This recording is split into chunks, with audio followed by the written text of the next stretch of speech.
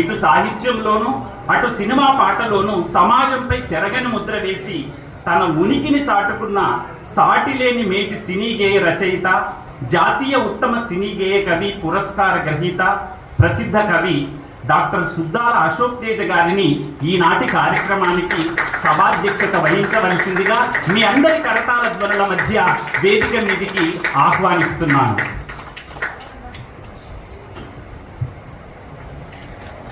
బంగారు పూలు అని తెలుగు సాహిత్యంలో నినదించి కాలాన్ని నిద్రపోనివ్వకుండా చేసి ముచ్చాటలు పట్టించిన విద్వత్ కవి, వేమన పద్యాన్ని నవజీవన నాదంగా ఒలికించిన విమర్శక చక్రవర్తి, ఏ కవితో కూడా పోల్చలేని తన సంతకాన్ని తెలుగు హృదయాలపై ముద్రించిన మహోన్నత కవి, తెలుగు జాతి గర్వించదగిన ప్రపంచ స్థాయి కవి, కేంద్ర సాహిత్య అకాడమీ పురస్కార గ్రహీత, మాజీ vice chancellor doctor N Gopi సార్ని ముఖ్య అతిథిగా, గ్రంథావిష్కర్తగా మీ అందరి కరతాళ ధ్వనుల మధ్య వేదిక మీదికి సగౌరవంగా ఆహ్వానిస్తున్నాను.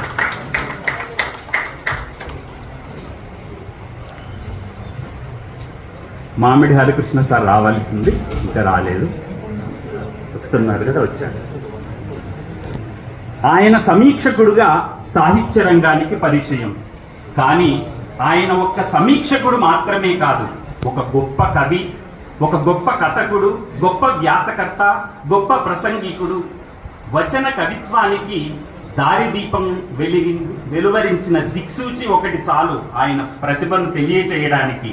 లేడీ కండక్టర్ కవితతో కవితా ప్రియుల హృదయాలను దోచిన సాహితీవేత్త శ్రీ దాస్యం సేనాధిపతి గారిని గౌరవ అతిథిగా ఈనాటి కార్యక్రమానికి వేదిక మీదకి రావాల్సిందిగా మీ అందరి కరతాళ ధ్వనుల మధ్య చప్పట్లు కొట్టండి ప్లీజ్, దయచేసి.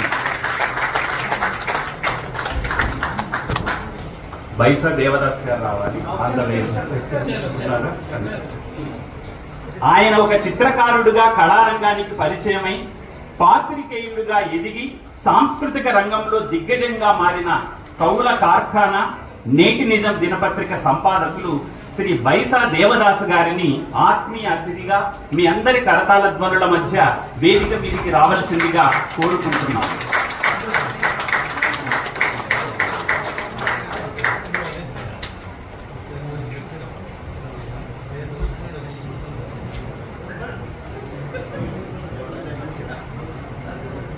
కార్టూనిస్టుగా తన జీవితాన్ని ప్రారంభించి అక్షరానికి అశ్రువర్ణాన్ని పులిమి సాహిత్య లోకంలో తనకంటూ ఒక ప్రత్యేక స్థానాన్ని సంపాదించుకున్న కవయిత్రి, రచయిత్రి, సాహితీ విశ్లేషకురాలు శ్రీమతి నెల్లుట్ల రమాదేవి గారిని పుస్తక పరిచయం చేయడానికి వేదికను అలంకరించవలసిందిగా కోరుతున్నాను.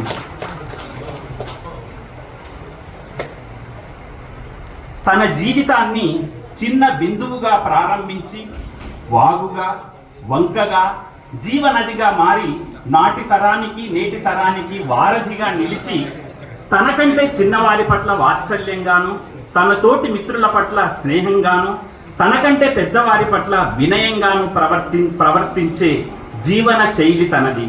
దిగంబర కవితా సంపుటితో మొదలై గరళం కవితా సంపుటితో రాటుదేలి తప్తసుర కవితా సంపుటితో తాత్వికతను మేళవించుకొని ఇవాళ మనల్ని మంటల స్నానం చేయించబోతున్న కవి, టెలివిజన్ సీరియల్స్ లో 800 పాటలతో ప్రపంచ రికార్డు సృష్టించిన టీవీ సినీ గేయ రచయిత, ఈనాటి కథానాయకుడు మౌనశ్రీ మల్లికని మీ అందరి కరతాళ ధ్వనుల మధ్య వేదిక మీదకి రావాల్సిందిగా మనస్ఫూర్తిగా కోరుకుంటున్నాను.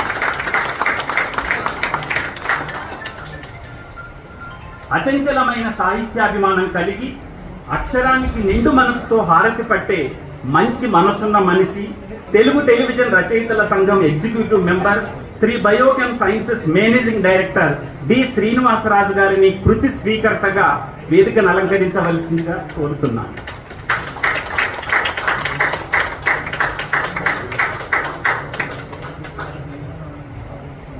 సభా కార్యక్రమాన్ని కొనసాగించవలసిందిగా అధ్యక్షుల వారిని